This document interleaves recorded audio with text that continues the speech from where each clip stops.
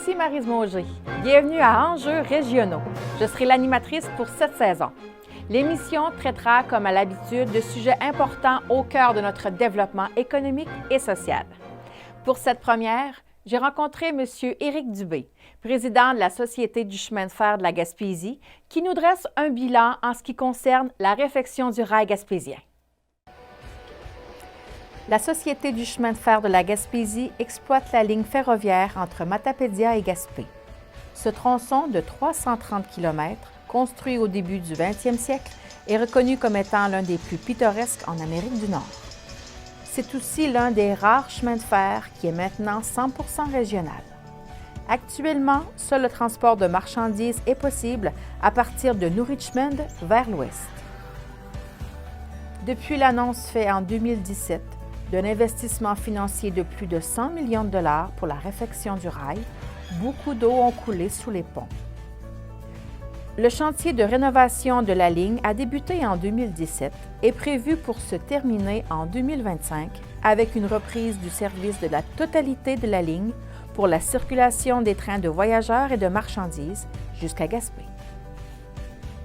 Le passage du train sur le rail gaspésien, un enjeu majeur pour notre région. Monsieur Éric Dubé, bonjour. Bonjour. Plusieurs chapeaux, vous portez plusieurs chapeaux, dont préfet de la MRC Bonaventure. On vous connaît en tant que maire de la ville de New Richmond et surtout aussi président de la Société de chemin de fer de la Gaspésie et d'autres, j'en passe. Vous êtes quand même quelqu'un de très occupé, je présume? Oui, bien c'est sûr que je me consacre à temps plein à faire la politique municipale et tout ce qui vient avec. Mm-hmm. Vous avez sûrement connu votre lot de défis dans toutes vos sphères d'activité durant les derniers mois. On pense sûrement aussi dû à la COVID, à cette pandémie. Comment les défis se sont présentés dû à toutes ces circonstances depuis 4 ans, depuis l'annonce qui a été faite par le gouvernement Philippe Couillard là, pour faire la réfraction de tout le tronçon? Bien, je vous dirais que, moi, j'ai commencé à Société de chemin de fer en 2014. Ça fait déjà un bout que je m'ai mis le nez là-dedans. On a travaillé bien fort, mais je ne suis pas tout seul. Là. On était plusieurs élus à siéger sur le conseil d'administration. Je vous dirais que le défi, c'est qu'un coup qu'on a eu attaché le financement, qui était le plus gros morceau, c'était de convaincre le gouvernement du Québec de reprendre le tronçon jusqu'à Gaspé et surtout d'avoir la volonté de le réhabiliter. Connaissant l'enjeu financier, au début, les gens disaient ça va coûter 100 millions. Là, on parle plus de 300 millions. C'était quand même quelque chose d'aller convaincre le gouvernement, nos paliers de gouvernement, de l'importance pour la région. Il y avait aussi tout ça qui rentrait en ligne de compte parce qu'il y avait aussi des enjeux locaux. Parce qu'il y en a qui auraient voulu que ça aurait fait une belle piste cyclable. Il y avait tout ça qui rentrait en ligne de compte. Puis moi, mon objectif, c'était je voyais tellement le potentiel puis l'enjeu que ça avait au niveau du développement économique de notre région qu'on ne pouvait pas... Parce que j'avais connu... J'ai été beaucoup impliqué avant ça aussi, juste au niveau municipal. Puis j'avais été dans d'autres régions où il y avait justement eu des démantèlements de réseaux ferroviaires il y a 20-25 ans, qui a fait des belles pistes cyclables avec ça. Oui. Puis qu'aujourd'hui, pour le développement économique, ils aimeraient bien revoir le train. Mais là, c'était impossible parce que financièrement, là, c'était des centaines et des centaines de millions de dollars. Ouais. Qui fait que, là, je me disais, non, il ne faut pas perdre cette opportunité-là qu'on a. Puis c'est de même qu'on a abouti à... justement par convaincre notre gouvernement d'injecter les sommes nécessaires pour réhabiliter le tronçon. Parlant de perte d'opportunités, est-ce qu'on en a perdu, selon vous, depuis que tout ça s'est arrêté? Oui, depuis, je vous dirais que c'est difficile à dire parce que on sait qu'il y a des opportunités qui nous ont coûté cher, le fait qu'on n'ait pas l'infrastructure en état. Mais c'est difficile d'arriver et de dire, de chiffrer comment est-ce qu'on a perdu. Ouais. Parce que moi, je suis plus dans ma nature, j'aime mieux de regarder le positif d'en avant que de dire j'aurais donc dû. Là. Fait que, moi, on a misé vraiment à dire, regardez, on travaille pour la réhabilitation, c'est notre objectif. À partir de ça, on continue à travailler comme région. Puis là, dans mon rôle de président de la Société de chemin de fer, je disais, moi, ma job, c'est d'essayer de travailler à mettre en place une infrastructure de qualité pour pouvoir se rendre jusqu'à Gaspé. Mais après ça, je me faisais un plaisir de dire à mes collègues, après ça, c'est chacun dans votre municipalité que vous avez à développer des entreprises qui vont en avoir de besoin. Parce que là, c'est quand même une limite à ce que je peux faire comme pour la région. Là. Parce que là, on voit beaucoup les pales d'éoliennes, le ciment de ciment mécanisme, mais comme vous dites, on invite les gens à créer pour pouvoir profiter de ce tronçon-là, de ce chemin de fer-là qui sera là, oui. Sûrement. Puis, je vous dirais, tu sais, il y a des choses qui sont en discussion en continu parce que l'objectif de la Société de chemin de fer, c'est d'amener du trafic. Fait qu'on travaille avec des entreprises qui nous ont demandé, sachant que ça s'en vient, ils nous demandent l'information quand est-ce que ça va arriver. Après ça, ils nous demandent comment est-ce que ça pourrait marcher. Fait qu'il y a plein d'autres dossiers, parce que là, les gens vont nous associer beaucoup à les LM, la cimenterie, Temrex, parce que ce sont nos principaux clients. Mais au-delà de ça, on travaille avec plusieurs entreprises, justement, dans l'éventualité où ce que la finalité, ça va être qu'on va rouler sur l'ensemble du tronçon, puis il y a des entreprises qui veulent être prêtes, mais qu'on arrive. La voie ferrée est comme statique, tout le monde sait où ce qu'elle passe. Fait que les entreprises qui sont collées dessus, ils ont, à cette heure que, tu sais, au début, il y a des gens qui disaient « Ah non, ça n'arrivera pas ». Là, à cette heure, avec tous les annonces qui ont été faites depuis 2015, avec tout l'argent qu'on voit qui est investi, les travaux se font, c'est un peu moins dur de convaincre les sceptiques. Fait qu'à partir de là, là, c'est beaucoup plus facile. Là, c'est les entreprises qui nous approchent en disant, regarde, moi, j'ai tel projet, il y a du potentiel, comment est-ce techniquement ça peut être faisable, que vous nous offriez le service, on peut s'assied et puis on se prépare. Fait que là, il y a des choses de même qui se travaillent sur l'ensemble du tronçon, surtout vers l'est, parce qu'ils savent que ça s'en vient. Comment vous travaillez avec le gouvernement? C'est quoi vos échanges? C'est quoi? Le gouvernement est propriétaire du tronçon. Ça, tout le monde est au courant de ça. C'est le gouvernement qui gère la réfection. Nous, on travaille en support parce que nous, notre rôle, c'est d'exploiter le chemin de fer. Nous, c'est d'offrir le service de transport. Pour ça, le gouvernement nous a donné une aide financière pour maintenir nos opérations, mais qui comprend une partie d'entretien du réseau. Parce qu'on comprend que le ministère... on est un peu, si je comparais ça au réseau routier, la 132 appartient au ministère des Transports. S'ils ont un pont à changer, c'est le ministère qui le fait, mais ça n'empêche pas le ministère de donner à un sous-contractant l'ouverture des routes pour certains secteurs. Fait que c'est un peu le même parallèle. Fait que c'est le ministère qui gère tout ce qui est appel d'offres au niveau de la réhabilitation, puis nous, on s'occupe de l'exploitation du réseau. Puis après ça, il y a quand même un peu de l'entretien de base des choses qu'on fait avec l'aide du gouvernement. Depuis 4 ans, qu'est-ce qui a été fait là, dans le concret? On sait que le premier tronçon, Cascapédia-Saint-Jules jusqu'à New Richmond est complété. Oui.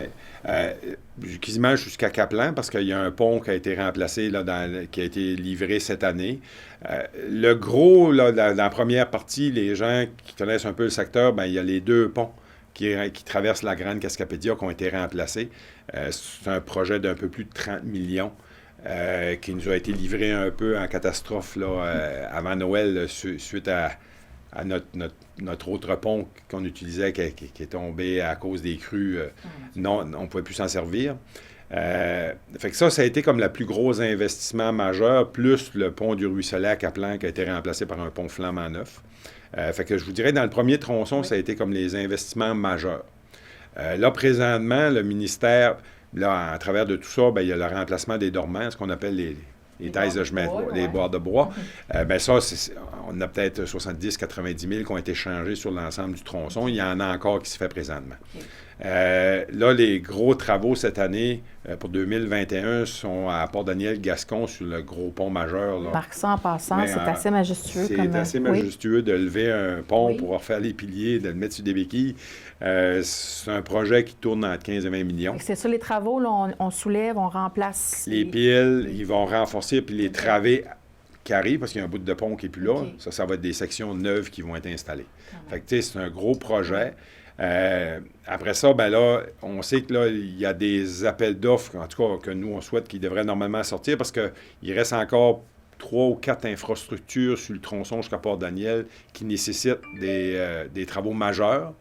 Fait que là, ça, c'est le ministère qui gère ça. Est-ce que le pire est à venir? Parce qu'on sait quand même, pour se rendre jusqu'à Gaspé, on longe beaucoup le long des côtes. L'érosion a fait beaucoup de ravages. Est-ce qu'on parlait un moment donné de peut-être relocaliser le trajet du chemin de fer? Est-ce que c'est encore dans les discours? Comment est-ce qu'on s'enligne pour ça? Je vous dirais, là-dedans, ce qu'on a entendu, puis c'est que le ministère est en train de faire l'analyse de tout ce qu'il y a à faire sur le 3e tronçon. Là-dessus, on sait qu'il y a des enjeux d'érosion. On parle d'à peu près une vingtaine de kilomètres là, qui est sur le bord de l'eau.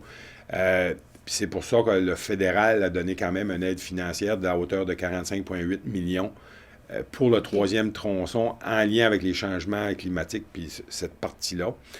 Mais sauf que là, nous, c'est plus le ministère qui pourrait répondre à cette question-là, parce que nous ne faisons pas la gestion de dire ça, ça relève pas de nous.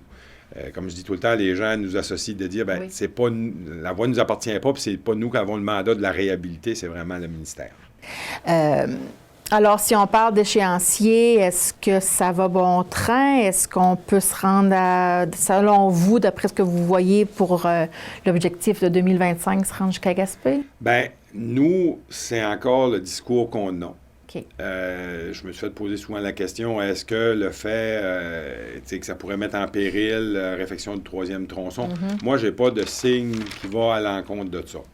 Au niveau du délai, justement, là, je commence à peut-être être un petit peu plus nerveux en lien avec tout ce qui s'est passé, parce qu'il faut comprendre que quand tout ça avait été annoncé, on n'était pas en pandémie. Il faut rajouter dans l'équation une pandémie qui a amené des délais. Puis là, les problèmes de main-d'œuvre, ils s'appliquent à tout le monde, dans toutes les sphères, y compris au niveau de la voie ferrée, du ministère des Transports. Fait qu'on a des enjeux. On est en période électorale pour le monde municipal qui fait que c'est plus compliqué d'avoir des conversations au niveau politique là-dessus. Ce qui est prévu, c'est qu'après l'élection, si moi je suis encore là, puis je joue encore ce rôle-là, j'ai déjà demandé une rencontre justement avec des paliers de gouvernement pour venir remettre, est-ce que ces échéanciers-là tient toujours la route? Oui. Avec tout ce qui s'est passé dans les 2 dernières années, est-ce qu'il faut appréhender des délais? Oui. Là, il y a trop de bonheur pour répondre à ça, mais je veux rassurer les gens qu'on reste vigilant parce que pour moi, l'objectif de retourner à Gaspé, le premier ministre l'avait dit, c'est toujours 2025, puis c'est là-dessus que nous, on travaille. Vous travaillez avec des entreprises. Est-ce que vous travaillez encore conjointement avec Via Rail? Il se présente où là-dedans? Via Rail, ça, c'est pour le transport de passagers. Via Rail il n'est pas propriétaire de rien. Là. Lui, il veut juste, pour être capable d'offrir le service, ça y prend une voie ferrée sécuritaire, puis ça, personne ne va remettre ça en question, puis qui est capable d'offrir un service de qualité. Ça fait qu'on travaille, nous, avec l'objectif de ramener le train de passagers. Là, on sait qu'il y a des enjeux, mais encore là, je n'ai pas eu de conversation avec Via Rail dans la dernière année en lien avec ça. Il y a des points qui avaient été soulevés en campagne électorale, autant par la coalition sur l'avenir du train, qui demandait, la minute que les bouts de tronçon sont réparés sécuritaires, demander à Via Rail de ramener le service. Je comprends que Via Rail a joué la même cassette qu'il joue depuis le début, mais que le tronçon soit prêt jusqu'à Gaspé, on viendra jusqu'à Gaspé. Là, présentement, nous, avec aussi les acteurs locaux, ce qu'on a été capable d'offrir, on comprend que dans la pandémie, le train ne roulait pas de Montréal. Comme on aurait eu un train, il n'aurait pas plus roulé ici. Ouais. Là, avec la reprise du train Océan, une fois par semaine, là, on a été capable d'offrir des navettes avec le régime qui partait de Gaspé, qui venait faire la connexion jusqu'à Campbellton, pour nos citoyens qui auraient eu besoin, qui auraient voulu prendre ce moyen de transport-là pour aller Québec-Montréal ou sortir du Québec. Fait qu'on s'en cache pas, c'est toujours un enjeu d'actualité, je pense. Hein? Oui, puis ça va le rester. Moi, je dis toujours, jusqu'à temps que j'ai hâte, puis comme j'ai dit, si je suis encore là, je souhaite, j'ai dit au directeur de la Société Chemin de fer, j'ai hâte de pouvoir prendre le train à New Richmond, un train de marchandises, puis d'aller virer jusqu'à Gaspé, sans être obligé de faire des stops un peu partout, puis qu'il y a des enjeux. Fait que moi, c'est mon objectif. J'ai hâte, j'espère de voir ça avant 2026. Merci beaucoup de votre visite, M. Dubé. Merci à vous. Puis, bonne chance. Merci.